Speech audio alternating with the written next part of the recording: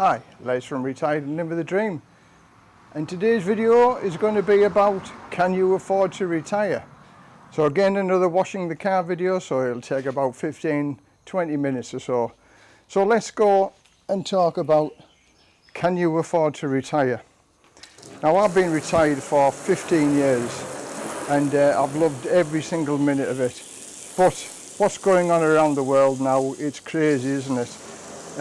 People are expected to work longer, and especially in the UK there's trouble with the state pension type of thing. They're on about the triple lock, and by all accounts, if they carry on and they don't make any alterations to the state pension and the triple lock and things like that, by 2036 the state pension will be bankrupt. So they are going to do something about it.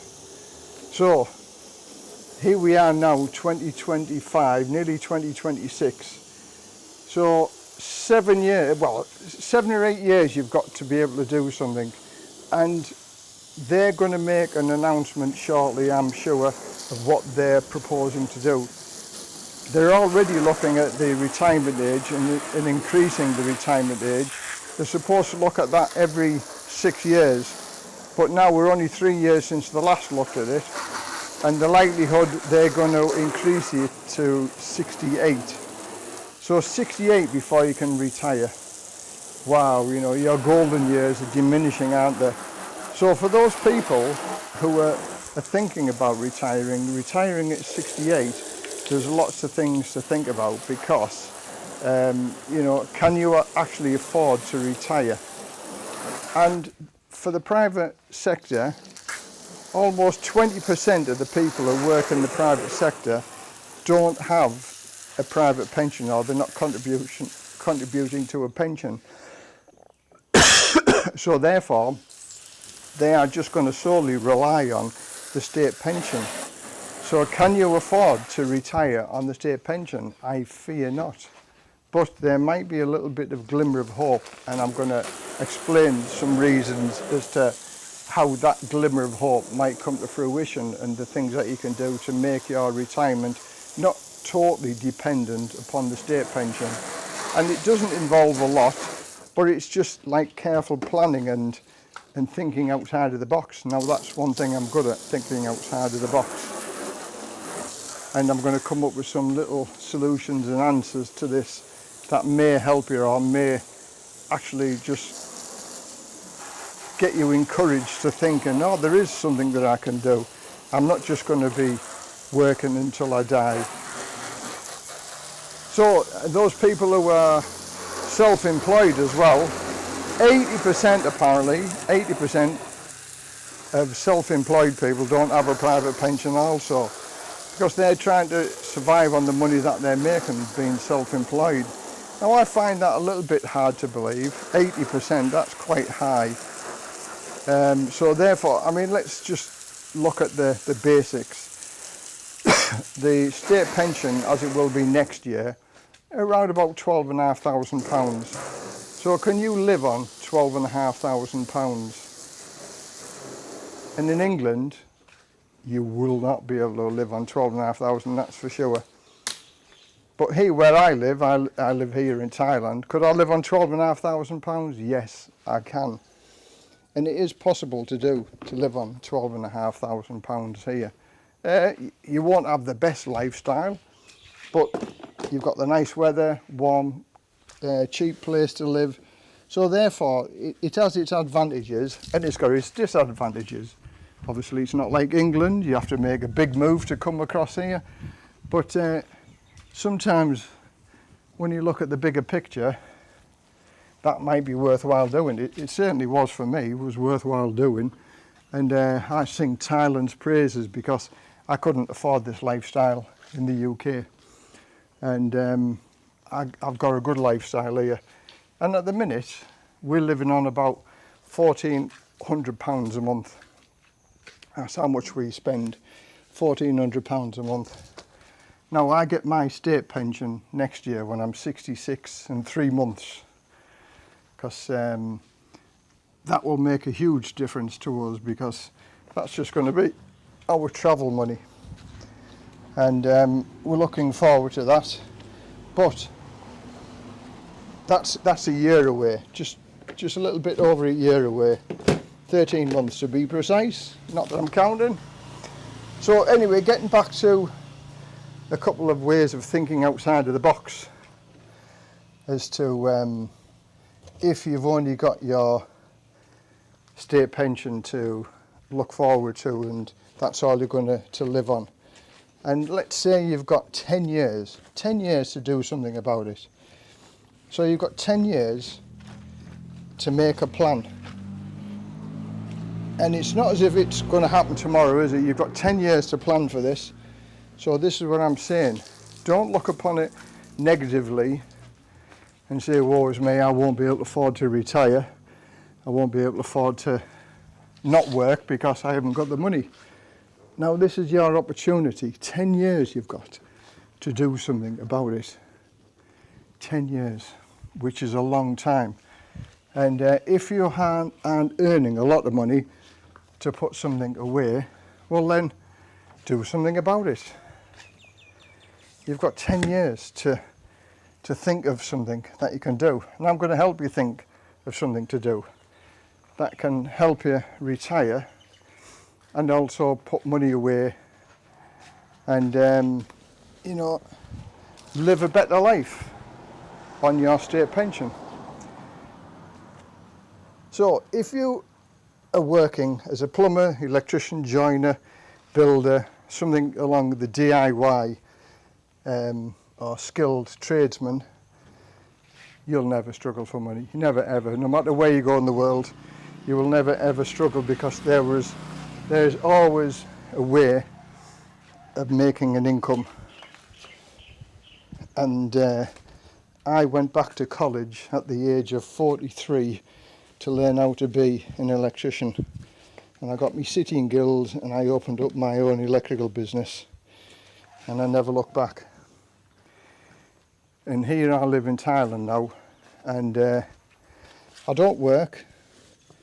I'm fully retired, but I help people out, if you know what I mean. And so therefore there's always a way of making a bit of an income if you've got a trade, if you've got a skill. Now this is aimed at those people who don't have a skill or have a trade. So let's just say that you're working in an office and all you've got is office skills. To be quite honest, that's very difficult to earn any money from once you retire. So you've got 10 years to learn a skill. 10 years to learn a skill and be able to get used to it. Do it part-time. There are lots of part-time courses available at college where you can learn a new skill. And I would say the skills to learn are, if you're going to live in a hot country, air conditioning. Go and learn how to install air conditioning units and fix them. And if you can do that and you live in a hot country, you'll always have a little bit of a way of making money. Also, electrician. If I can do it, you can do it. It's not difficult. Practically minded, and if you aren't practically minded, then I've got other things that you can do to help. Some soap in my mouth. I've got other ways, and I'll come on to them later. But if you're practically minded and DIY based, then you can always earn money. Go back to college, learn how to be an electrician. Electrician, I could do work every week here if I wanted to, but I don't want to. I help people out, and that's how I keep my hand in. And all the electrics I've done in my own house. And just the money that can save you if you're building a house or you're helping your wife or your family, you've got a house and they need some electrical work. That'll save you a lot of money in the long run by doing that as well. Plumber. Learning how to be a plumber. Again, another highly paid job in the UK.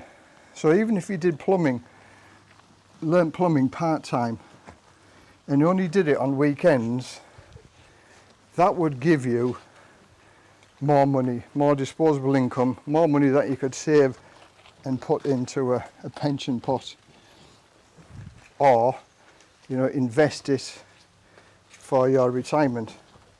Just by going, you can do a college course 1 or 2 days or a few nights a week. Have a look into it. Learn a skill and a trade. And like I say, you'll never ever be short of money. It just takes some effort to be able to do it. And you've got time to be able to do it. So please, heed my advice. Plan for the next 10 years, because how it's going on at the minute, it's not looking good, is it? So the government aren't going to be there to help you. You're going to help yourself.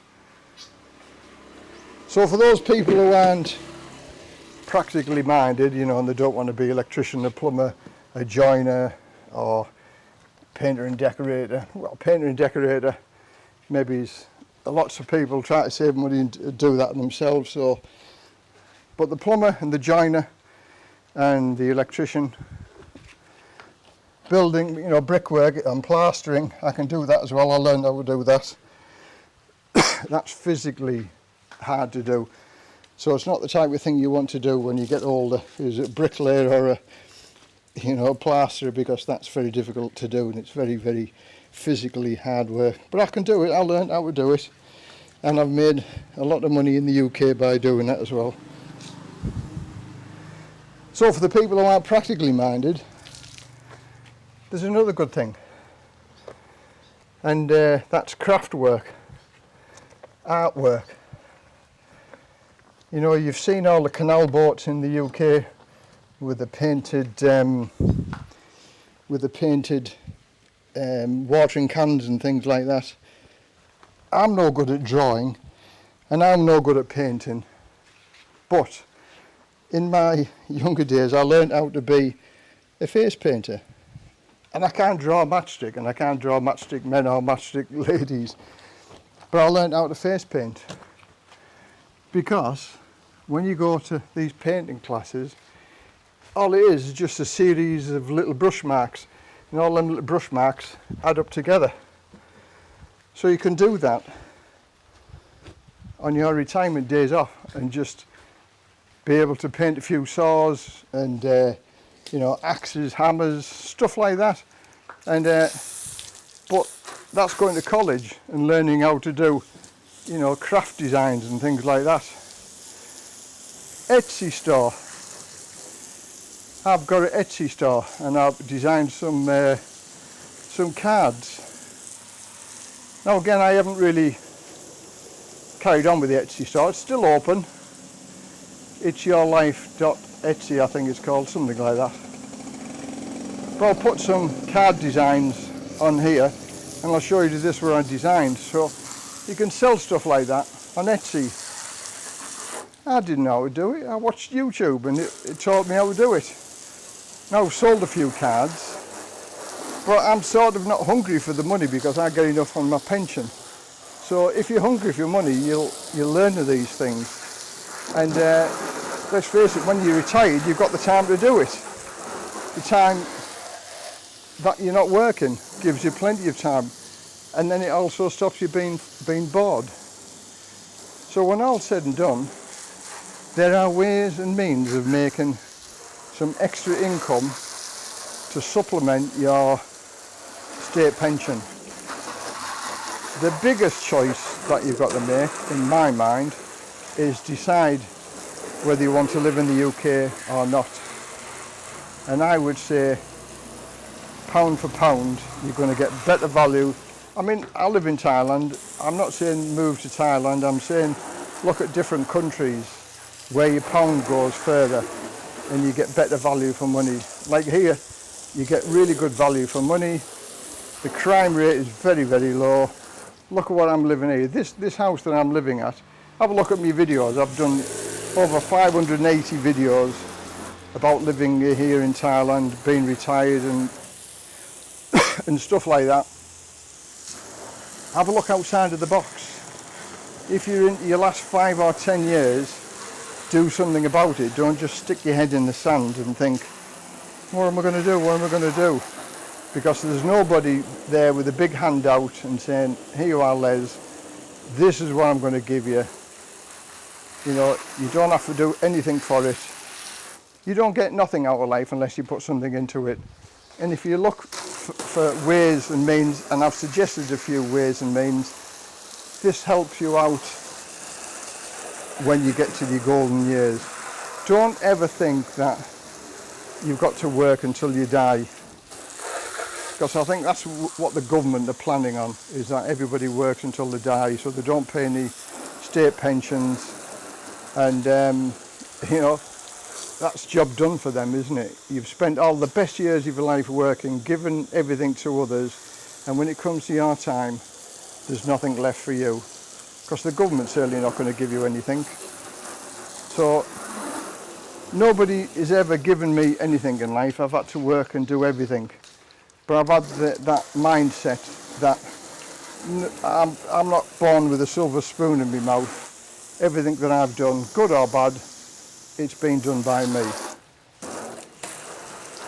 So hopefully you got some value and some insight into this video. Give it a thumbs up if you like it. If you don't like it, give it a thumbs down. Leave your comments down below. I read everyone and answer everyone as I can. And so until the next time, bye for now.